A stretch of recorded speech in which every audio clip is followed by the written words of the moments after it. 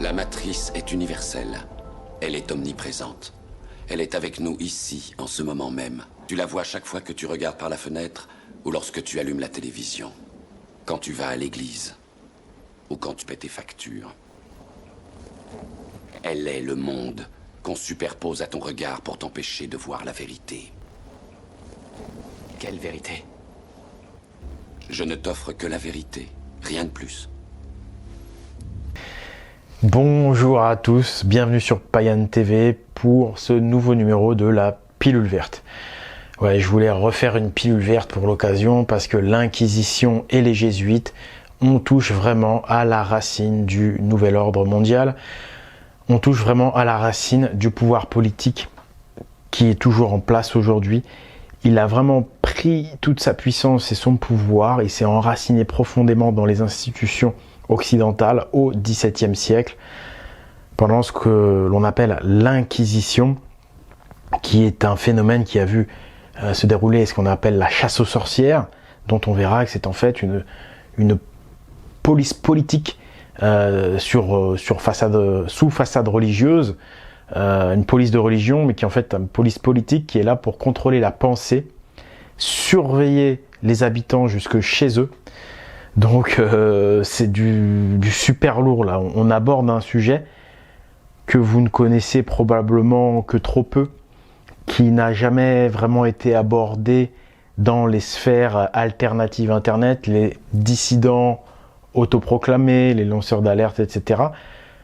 Parce que ce nouvel ordre mondial, vous vous doutez bien qu'il est suffisamment puissant pour être influent sur Internet, pour avoir des influenceurs, pour avoir même des agents sur Internet.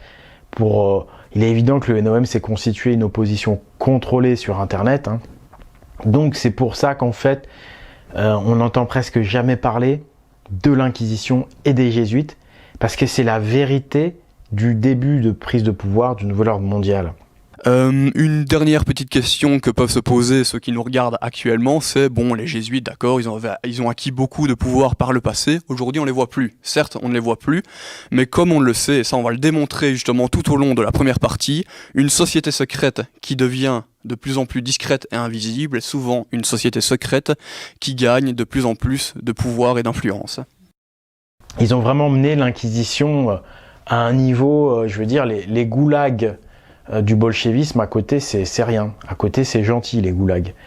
Là l'Inquisition, on parle de, et ce sont des auteurs chrétiens, je vais citer essentiellement des sources chrétiennes, on parle de millions et de millions de gens incriminés et d'1 million de gens morts sur des bûchers au XVIIe siècle, quoi. Donc c'est vraiment quelque chose d'énorme. Je fais tout de suite un petit tour du sommaire avant de revenir sur cette petite présentation de l'Inquisition. On va présenter évidemment cet ordre des Jésuites, qui est l'initiateur de cette Inquisition diabolique qui va mener à ce contrôle total du nouvel ordre mondial. On va parler des dévots de Louis XIV, c'est-à-dire les dévots, c'est les agents jésuites de Paris, du pouvoir central impérial en fait, de la dictature. Voilà, il y avait carrément des gens, en fait, des agents, des curés, si vous voulez, qui venaient dormir chez vous, mais tous les jours. C'est nerveux, mais j'essaye toujours de m'imaginer la chose. C'est incroyable, mais voilà. Je dis pas que chez tout le monde il y avait un curé, mais dès que vous aviez un tout petit peu d'influence, un tout petit peu d'influence, d'argent, etc. Donc ça représentait quand même des dizaines de milliers de personnes, eh bien vous aviez quelqu'un chez vous. Donc moi qui suis influent, eh ben j'aurais en fait un curé ou un imam, je sais pas, qui vivrait avec moi, voilà, et qui veillerait à ce que je sois un bon catholique. Donc il est évident que je pourrais même pas avoir le discours que j'ai là, puisque j'irais directement au bûcher. Je sais pas si vous vous rendez compte en termes de surveillance, je veux dire, rien à foutre des puces, rien à foutre des caméras 5G ou des caméras vidéo partout, la vidéosurveillance, rien à foutre, il s'emmerde pas, le mec, il t'envoie carrément un agent à lui chez toi, voilà. Donc vous voyez que la goulag ou le monde moderne était encore loin de ce niveau de contrôle et de dictature. On parlera bien sûr de la chasse aux sorcières et de Marion Sigaud, parce que moi, quand je vous dis, je prends des sources essentiellement officielles, donc chrétiennes, et même souvent des sources chrétiennes tout court, hein, qui le disent implicitement. J'ai pas de problème avec ça, pour pas qu'on dise, bah voilà, toi tu dis ta version à toi parce que tu n'es pas chrétien. Non, je vous donne des versions officielles. Et d'ailleurs, ce qui est marrant, c'est que sur l'Inquisition, il reste plus rien. Tous les procès d'Inquisition, pourtant réalisés par l'État, donc officiels, tout a été détruit. Tout a été détruit, alors que c'était officiel. Je sais pas si vous vous rendez compte, ça veut dire qu'ils avaient des tas de choses à se reprocher. Il nous reste 1 ou 2 dossiers de l'inquisiteur espagnol qui s'appelle Guy, je sais plus quoi. C'est là-dessus qu'on se base. Mais en fait, tout a été détruit, donc c'est évident qu'ils avaient des choses à se reprocher et que les chiffres qu'on nous avance aujourd'hui ont été minorés. Mais on avance quand même 1 million de sorcières brûlées sur les bûchers, chiffre avancé par des chrétiens. On va parler de ces fameuses méthodes des inquisiteurs. On va parler de ce simulacre de procès, de tribunal inquisiteur. Enfin, c'est un niveau de violence hallucinant, un niveau de perversion hallucinant. C'est du jamais vu. Et on va parler ensuite du génocide des Bretons. Alors là, c'est un super scoop. J'aurais peut-être dû le dire plus vite au début de la vidéo. N'oubliez pas ça. Faut pas rater ça. Le génocide des Bretons sous Louis XIV, ça a été un crime contre l'humanité commis par Louis XIV et qui était vraiment... Bon, je vous laisserai juger ce personnage. C'est un peu comme Charlemagne, tu vois. Ils nous le font adorer, alors qu'en fait, le mec, il a assassiné le peuple, il a assassiné les gens de justice et de vérité, et il a permis simplement à cette petite mafia là qui nous domine d'asseoir son pouvoir. Donc ils nous le font aimer, mais en fait, vous allez voir que c'était quand même un tyran, ce Louis XIV. D'autant que là, c'est des sources bretonnes, mais en fait, ça donne un aperçu de ce qui se passait pendant ce XVIIe siècle. Voilà, les Bretons, ils crucifiaient les Bretons et ils les laissaient exposer, crucifiés, jusqu'à ce que les cadavres pourrissent. Ça, faut le savoir. Donc on va y passer, faut pas le louper.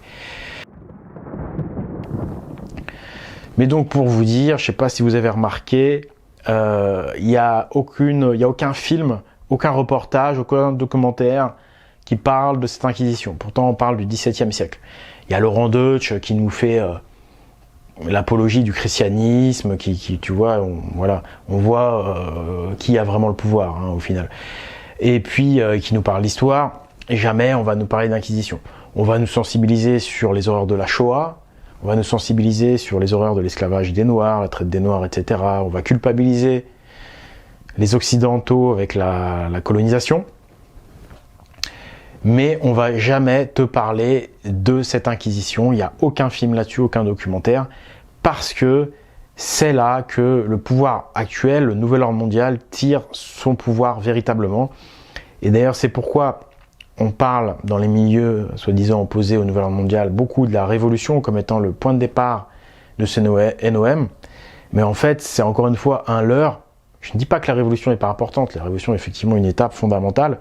Mais en fait, le vrai fondement du nouvel ordre mondial, c'est XVIIe siècle, c'est Inquisition, c'est les Jésuites. Et c'est pour ça que vous en entendez quasiment pas parler.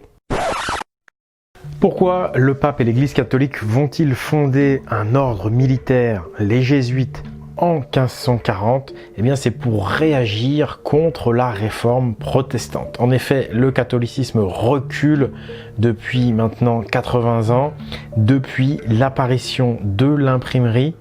L'imprimerie qui va permettre un éveil de conscience en Europe occidentale, puisque cette information qui ne circulait pas va circuler. À commencer par le contenu de la Bible, que ce soit Ancien ou Nouveau Testament. Les croyants, le peuple, n'avaient pas le droit, ils n'avaient pas accès à la Bible. Ils ne savaient pas en fait quelle religion ils révéraient vraiment. Et quand la Bible, grâce à l'apparition de l'imprimerie, va être imprimée, eh bien les gens vont effectivement se révolter et s'écarter du catholicisme. Ça va être la Renaissance. Cette Renaissance intellectuelle et spirituelle qui correspond à la période de vie de Léonard de Vinci, de François Ier et de tous ces rois avec une culture très odinique, un odinisme certes hermétique, mais un odinisme très voyant pour ceux qui connaissent les symboles. Cette renaissance intellectuelle, grâce à l'imprimerie qui libère l'information, est évidemment à mettre en analogie, en comparaison avec notre époque à nous, qui est l'apparition d'Internet. L'apparition d'Internet fait à nouveau circuler l'information, d'où un certain éveil des consciences. Mais voilà, qui dit éveil des consciences dit plus de philosophie, qui dit plus de philosophie dit plus de justice, de vérité, d'égalité, de liberté. Et toutes ces valeurs ne plaisent pas du tout à l'Église catholique romaine. Et donc, pour réagir face à ce regain de liberté pour l'humanité, l'Église catholique va décider de créer un ordre militaire très puissant pour reprendre le contrôle, reprendre le pouvoir d'une main de fer. Bref, et c'est Ignace de Loyola, un ordre militaire plus ou moins secret, avec façade publique, façade secrète. Et c'est Ignace de Loyola donc, qui va le fonder en 1540. Il est cet ordre validé par le pape et il va servir les intérêts de Rome. Cet ordre des jésuites, il va fonctionner sur le même principe que la franc-maçonnerie aujourd'hui, on va dire. Il y a un pape blanc, c'est-à-dire le pape François chez les catholiques, et il y a le pape noir. Le pape noir, c'est la face obscure de l'Église, c'est le pape jésuite. En fait, le pape noir des jésuites, c'est vraiment le côté confrérie, secrète de l'Église catholique et d'une manière générale, j'ai envie de dire, du christianisme. C'est comment le christianisme va infiltrer la société. Donc, cet ordre des jésuites fait en fait la même chose que ce qu'on reproche aux francs-maçons. Il y a bien un pape noir des jésuites et comme son nom l'indique, il est noir. C'est la face invisible de l'Église catholique et la face visible, le pape blanc pour les gentils chrétiens naïfs. Et puis derrière, il y a ceux qui vont infiltrer, qui vont faire ce qu'on reproche à la franc-maçonnerie aujourd'hui, à juste titre d'ailleurs, dans les réseaux dissidents, les réseaux alternatifs, c'est justement d'infiltrer la société et de l'influencer. Mais ils ne dénoncent pas les jésuites, qui font exactement la même chose, parce que les jésuites sont plus puissants que les francs-maçons, qui, comme j'ai déjà montré, et on va encore le démontrer, si vous n'êtes pas convaincu, c'est pas grave, mettez entre parenthèses, vous verrez plus tard, les jésuites, ce sont ceux qui finalement tirent également les ficelles de la franc-maçonnerie elle-même. Et c'est justement parce qu'ils ont le pouvoir qu'on en parle très peu. Okay, donc on voit qu'il y a quand même une convergence entre la politique du pape et la politique finalement même qu'on voit menée par le Grand Orient de France en France. Au final, ouais, c'est plus ou moins pareil. Donc cet ordre militaire jésuite, chargé d'infiltrer la société, de la contrôler, va être fondé par un juif d'origine, un judéo-convert, qui s'appelle Ignace de Loyola, qui est un juif espagnol converti. Premièrement, il faut savoir que la Compagnie de Jésus est un ordre qui a été fondé quasi exclusivement par des judéo-converts. Donc des judéo-converts, des juifs convertis au catholicisme, souvent de force d'ailleurs, qui n'abandonnaient pas en réalité leur religion secrètement, et que c'est donc le premier ordre catholique qui allait non seulement accepter ces judéo-converts, mais même les faire rentrer massivement dans l'Église, puisqu'ils étaient privilégiés par Ignace de Loyola lui-même. Et cet Ignace de Loyola va faire venir dans l'ordre jésuite principalement justement des conversos. Donc ce sont des talmudistes qui vont se convertir. Alors après, on peut douter de leur foi, hein, c'est vrai, on peut douter de la sincérité de leur conversion. L'explication est simple, c'est que les juifs, pendant l'Inquisition espagnole, n'avaient plus le droit d'être juifs, donc on les forçait à devenir catholiques. Donc ça, c'est vachement important, parce que ça veut dire qu'en fait, ils n'avaient pas vraiment le choix. Donc on peut se poser la question sur la sincérité de cette conversion. C'est pour ça qu'on dit souvent que cet ordre des jésuites et cet Ignace de Loyola, en fait, c'est un crypto-juif, c'est-à-dire c'est quelqu'un qui s'affiche chrétien, mais qui en réalité ne l'est pas. Voilà. Les jésuites vont très rapidement monter en puissance. Ils vont remporter cette guerre de religion. En tous les cas, les inquisiteurs, hein, qu'ils soient protestants ou catholiques, ça reste les inquisiteurs qui vont gagner cette guerre, ça c'est clair. Et les jésuites vont même assassiner des rois de France. L'assassinat d'Henri IV, par exemple, on peut leur imputer. Il légitime aussi le régicide, et le jésuite judéo-convert Di Mariana qui qualifie le meurtre du roi de France Henri III d'exploit miraculeux. Ensuite, c'est Henri IV qui va se faire assassiner par les jésuites. C'est Guillaume d'Orange aussi, assassiné par les jésuites. Et c'est ce que Victor Hugo, de par son roman Notre-Dame de Paris, démontre allégoriquement. En tous les cas, il le dit, lui, c'est son opinion, allégoriquement, il montre que l'assassinat d'Henri IV, en fait, ça vient de l'Église catholique. Ces jésuites vont faire fermer les dernières écoles odiniques, c'est-à-dire les écoles philosophiques, druido-odiniques. L'école de Chartres, par exemple, va être fermée à cette période, fin XVIe siècle, là, au moment où Henri IV, on essaye de l'assassiner une première fois. C'est là que la loge odinique de Chartres, donc, qui est une école, qui est vraiment... c'est la continuité des bâtisseurs de cathédrales. C'est les vrais bâtisseurs, les vrais maçons, les vrais intellectuels, philosophes et compagnie qui ont construit les cathédrales gothiques, donc de culture et de racines vikings, druido-odiniques. C'est les jésuites qui vont faire fermer toutes les loges odiniques. Il faut bien comprendre que loge, c'est une école, c'est là où on apprend le métier, où on s'instruit. C'est pas un organe d'infiltration maçonnique comme c'est aujourd'hui. Donc les vraies francs-maçonneries, si je puis dire, ferment à ce moment-là. Fin 16e. Et c'est ce que nous dit Maurice Guignard, ma source principale dans Notre-Dame d'Odin.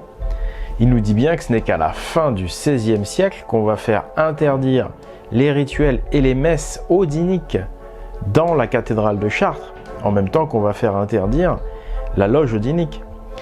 Donc il faut bien comprendre qu'à la fin du XVIe siècle en France et en Occident, on savait encore que ces cathédrales Notre-Dame, ces cathédrales gothiques, étaient païennes. On y célébrait des messes en l'honneur des dieux et des déesses dans ces cathédrales. Donc c'est qu'avec le durcissement de l'Inquisition, fin XVIe, début XVIIe, qu'on va interdire les messes païennes et qu'on va, et d'ailleurs c'était l'un des buts de l'Inquisition, qu'on va faire oublier que ces cathédrales étaient païennes et que le christianisme va se les réapproprier. Voilà, c'était ça aussi l'un des objectifs de l'Inquisition, c'est que le christianisme se réapproprie tous les édifices païens. Évidemment, quand vous fermez quelque chose aussi fort, automatiquement, comme c'est injuste évidemment, les odinistes vont se réfugier dans la clandestinité. Et donc va commencer pour les jésuites une chasse à ces intellectuels, à ces prêtres, ces druides, ces odinistes qui sont toujours vivants, quoi, et puis qui ont bien raison de vouloir perpétuer cette tradition, quoi, qui est officiellement interdite et qui va donc être pourchassée par les jésuites. Ça va être le début de la chasse aux sorcières, mais aux sorciers aussi. Sur les jésuites, il y a pas mal d'auteurs qui ont fait du très très bon travail. Parmi ceux-ci, il y a Joël Labruyère qui a fait une très très belle synthèse de tout ça. Joël Labruyère, c'est le leader des Brigandes, c'est eux qui ont fait la petite vidéo, la vidéo dont je vous montre les extraits, ça vient des Brigandes. Et il a rédigé, Joël Labruyère, une brochure sur les jésuites, vraiment très intéressant.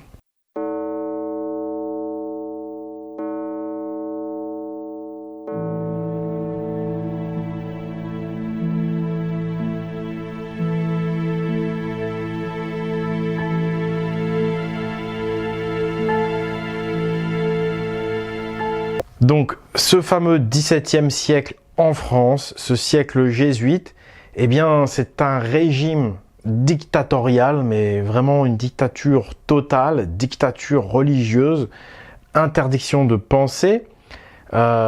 C'est l'absolutisme royal. Et en fait, l'absolutisme royal, derrière ce mot sympathique, se cache vraiment le régime dictatorial le plus dur qui soit. On n'avait pas le droit de danser à cette époque, on n'avait pas le droit de rire. C'est-à-dire que c'était un régime très très dur, comparable à certains régimes musulmans. Mais c'était des régimes catholiques jésuites, enfin c'était un régime catholique jésuite en France sous Louis XIV. Donc ce système était basé sur la surveillance des individus de par les dévots. Les dévots, c'est des gens qui dévouent leur vie à Dieu, ou plus exactement à la grande secte jésuite, qui servait le pouvoir de Paris. Hein. Il faut bien comprendre qu'au XVIIe siècle, Paris agit envers le reste de la France comme Rome agissait envers ses provinces. Les paysans sont des serfs. On est vraiment dans une logique impériale avec un pouvoir dominant qui écrase le reste, qui oppresse. Les paysans sont des serfs, donc ils n'ont pas le droit, ils sont séquestrés, ils n'ont pas le droit de changer de région, ils n'ont pas le droit de voyager. Et puis, comme je disais, interdiction de danser, etc. Et tous ceux qui avaient, alors les dévots évidemment, il n'y en avait pas non plus un chez chaque paysan, c'était chez tous les gens d'influence, tous les gens qui étaient jugés dangereux, on positionnait un jésuite chez eux, un dévot qui les surveillait. Il y avait un dévot chez chaque bourgeois, c'est la police religieuse, c'est la police de la pensée, la police politique s'invite chez vous en France au XVIIe siècle. Et les dévots vivaient avec les familles 365 jours sur 365, H24. Et cette situation absolument incroyable, hein, on parle bien de la France de Louis XIV, vous voyez comme notre histoire est vraiment orientée, tout ça on le passe voilà, comme si rien n'était, mais tout ça est quand même bien expliqué, c'est incroyable, j'allais dire vie du XVIIe siècle, qui est pour moi qui n'est pas la vie, qui est plutôt une sous-vie, hein, ou une vie uniquement biologique, est racontée par la pièce de théâtre Tartuffe. Cette pièce de théâtre assez connue, Tartuffe, Molière nous raconte ce que c'est que la vie au XVIIe quand on a un dévot chez soi. Voilà, mais en tous les cas, ça montre bien la véracité et la réalité de cette inquisition jésuite du XVIIe siècle, de cette surveillance. Il faut bien comprendre que quand on parle de Louis XIV, l'absolutisme royal, en fait, c'est la centralisation totale, l'impérialisme qui s'exerce, la structure de l'État qui écrase le reste. C'est vraiment la logique de l'Empire. Et restriction de liberté religieuse, pas le droit de rire, pas le droit de danser, à la maison. Hein. Le dévot, il est là pour surveiller que les gens ne dansent pas, ne rient pas trop, quoi. Ils peuvent rire un peu, mais pas trop. Vous voyez ce que je veux dire? C'est vraiment... c'est très dur. Là, j'ai une autre citation encore plus explicite du jésuite Stéphane Fagundes dans Precepta Decalogi, en 1640. Il écrit « Les enfants chrétiens et catholiques peuvent accuser leurs parents d'hérésie, bien qu'ils sachent qu'en le faisant, leurs parents seront brûlés sur le bûcher et mis à mort. Et non seulement peuvent-ils leur refuser la nourriture, s'ils cherchent à les détourner de la foi catholique, mais ils peuvent légalement les tuer. » Voilà la morale jésuite exposée. Absolument atroce. Les histoires atroces, je vous raconterai évidemment pas les tourments qu'on faisait subir aux gens qu'on arrêtait pour les faire avouer, mais je peux vous donner des exemples de cette folie qui nous semble vraiment venue d'un autre âge. On raconte que qu'une sorcière a été brûlée sur la dénonciation de ces 2 enfants à qui on a dit que s'ils disaient que maman avait fait ça, ils auraient enfin à manger. Rendez-vous compte. Voilà, ça c'est la France catholique. C'est la triste réalité de la France catholique. Pourtant, certains historiens appellent ce siècle le grand siècle. Alors ils disent ça parce que c'est lors de ce siècle que l'État moderne va être fondé pour la première fois. C'est la France des jésuites de Louis XIV qui va fonder le premier État de type moderne, un modèle qui sera recopié par tous les États-nations du monde. Mais il faut bien comprendre ce qu'il en a coûté. Cet État, cette structure étatique centralisée, a du sang sur les mains. Et la République moderne d'aujourd'hui est toujours calquée sur ce modèle qui date des jésuites du XVIIe siècle. Et Louis XIV, le roi Soleil, pourquoi il s'appelle le roi Soleil? Parce qu'en fait, l'emblème des jésuites, c'est le soleil noir. Voilà, l'emblème des jésuites, c'est un soleil noir. Et Louis XIV, c'est le roi Soleil. C'est le roi jésuite, c'est le roi Soleil noir en réalité. Parce qu'il faut bien comprendre que Louis XIV n'a été que l'objet, que le pantin malgré lui, parce qu'il a été très bien manipulé. Ce sont des laveurs de cerveau professionnels, hein, ces jésuites. Tout simplement parce qu'ils ont pris en charge son éducation dès l'âge de 5 ans. Tout simplement parce que son père, Louis XIII, est mort prématurément, dans des circonstances très étranges. Il est mort à 41 ans d'une maladie. On dit que son médecin est probablement responsable de sa mort. Enfin bref, vous sentez qu'il y a quelque chose de pas clair. Toujours est-il que grâce à la mort prématurée de Louis XIII, Louis XIV est roi à 5 ans et est donc pris totalement en charge par les jésuites qui vont l'éduquer et qui vont le façonner à leur guise. Et qui vont donc transformer la France en un empire oppresseur, une dictature religieuse totalitaire avec des dévots qui surveillent chez vous. Et il faut bien comprendre que le grand-père de Louis XIV, lui-même, est mort assassiné par les jésuites. Ensuite, c'est Henri IV qui va se faire assassiner par les jésuites. Donc Henri IV meurt assassiné par les jésuites, son fils Louis XIII prend la relève, et lui aussi meurt dans des circonstances...